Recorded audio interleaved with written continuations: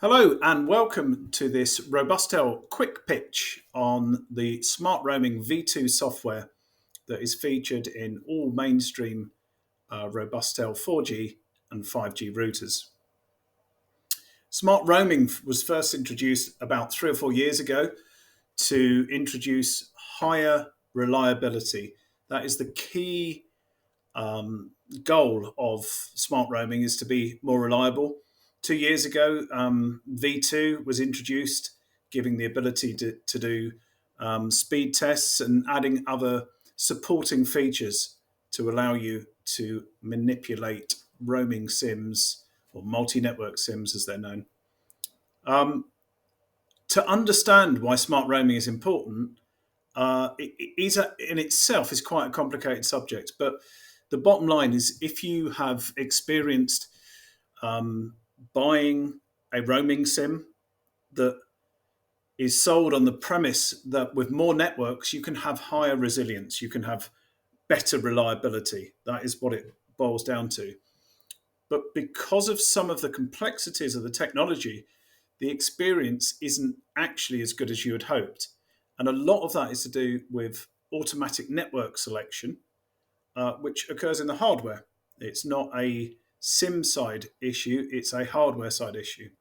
So Robustel have built what is, in essence, a Swiss Army knife to deal with this, a really clever solution.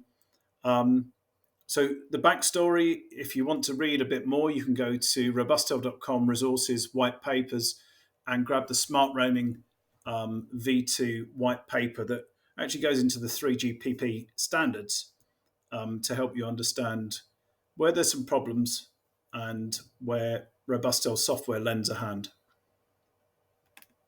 So let's start with a R1520, one of Robustel's most popular devices, using the RobustOS operating system. And in the services section, we see Smart Roaming V2. So these are all the associated tabs at the top of the page. And so some of the baseline requirements is you need to enable smart roaming. You need a multi-network SIM. There is a preference for unsteered roaming, but it can work with steered roaming. Whatever you choose, you must test the combination because what Robustel actually do is proactively move networks. So you need to check that the network you're using is happy with that. We've tested with all mainstream well-known roaming aggregators and have had good results. So should be no surprises, but you need to test for the target SIMs. In Link Manager, you need to set SIM1, the primary link, as WM1 and no backup link. That's just some preconditions. Anyway, so what we do first, let me step forward a page to make it easier to understand. So the very first thing a Robustel router with smart roaming does at boot time is to perform a scan. So you'll lose about 30 to 60 seconds at boot time while it goes out and looks for all of the networks that it can see. And we coin these visible networks. They're not necessarily connectable because they might not be included in your SIM tariff, but we can just detect everything at the radio level and just see what's out there. So we can do a basic site survey to start with. So once we've built that list, the router builds a connection using automatic network connection. And for about 90% of your estate, generally, that is how a standard router would work. And it's typically good enough to just do that. However, we do see in that last maybe 10 or 15% approximately of your estate, you might see some challenges about actually roaming to another network when you believe it should be roaming to another network when there's no packet switch comms. So this is where the settings, the health check settings come in. So as this is configured, every 5 minutes, it will ping this primary server and a secondary server. If it can't get a connection, then the response is to move on to the next network. And that's something carried out by Robustel's operating system, not in the cellular module. And that's an important differentiation. If you ever want to do a deep dive into this, Robustel's tech team, myself included, can give you the fine detail. But for today, the message is ready to say this is how you get the best possible resilience by working with this system.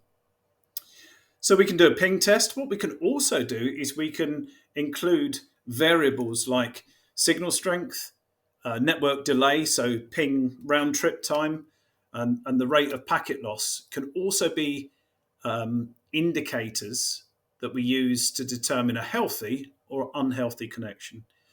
The suggestion would probably be that just the ping settings for most application will be adequate. The health check, the more involved settings, you should test and tune carefully. So in the instance that, for example, you can see here we are currently camped on the 3UK network in reasonable conditions, and everything is good. But should that prove not to be the case, we get a network disconnect or the health check fails, then Robustel's router will move onto the next network, and then onto the next network, and onto the next network. There is nothing ultra smart about this methodology. It is just doing everything we can to get you a working data connection. So this is the logic is automatic, gets you started, gets most of your devices working just fine, and we leave the connection alone. But on some sites, we can push it along as well. So you can also push it to a specific network. And where we see this used most often is when we have a connection, but we're not really happy with the speed. Maybe the uplink speed is inadequate. So here we see the speed test menu. So this was integrated in Smart Roaming V2. And you can actually perform with a combination of the network selection tool and the speed test tool when you arrive at site. Certainly something I do when I'm working on customer specific sites. When you arrive at site, you just run a speed test on each network, and it gives you a very good idea for what the radio conditions and the quality of service is like for each network in each location. So that's a very powerful tool.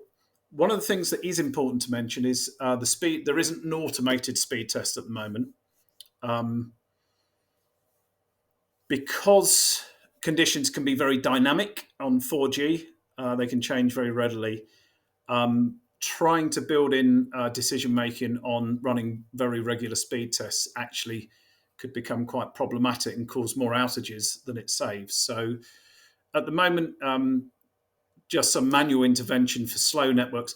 For building a data connection, it's automated.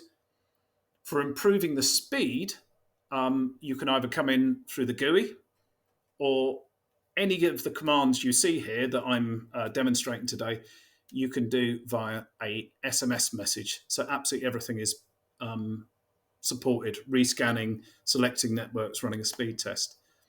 So even if you end up in that really degraded state of the only thing that will work is an SMS, you can do everything from a handset. So another menu here is the log. Now this is actually really useful when you come to a router that's had a problem, and you can see how things have been changing against time. Maybe it changes regularly at a certain time of day, and it goes around lots of networks.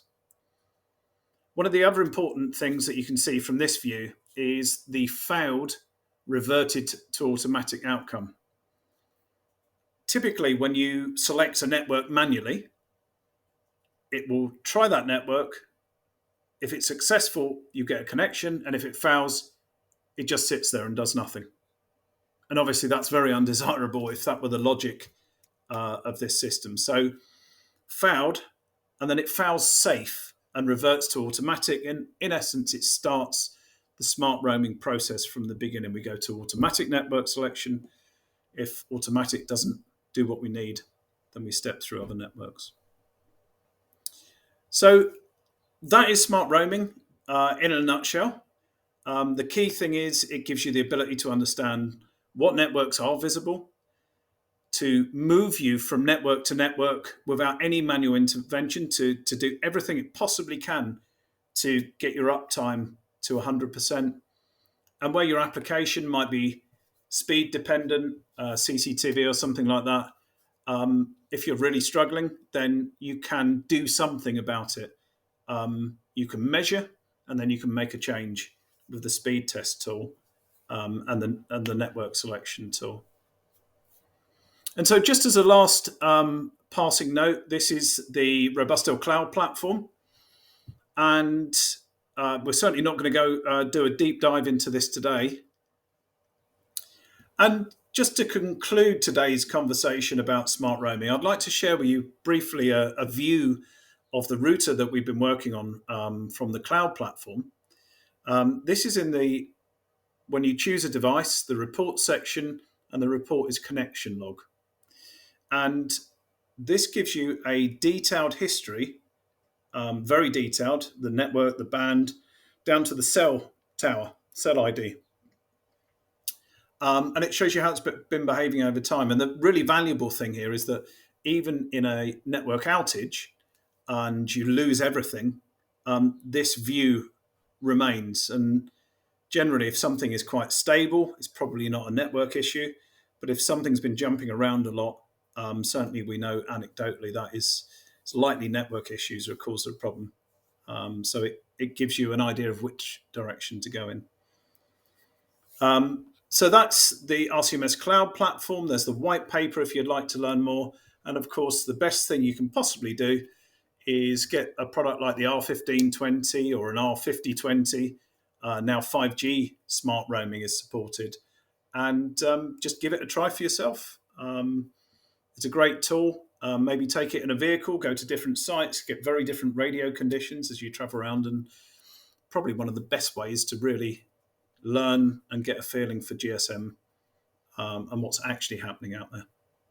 So if you'd like more information, please reach out to your local Robustel representative or email support@robustel.com. I hope that was useful. Thanks very much. Bye for now.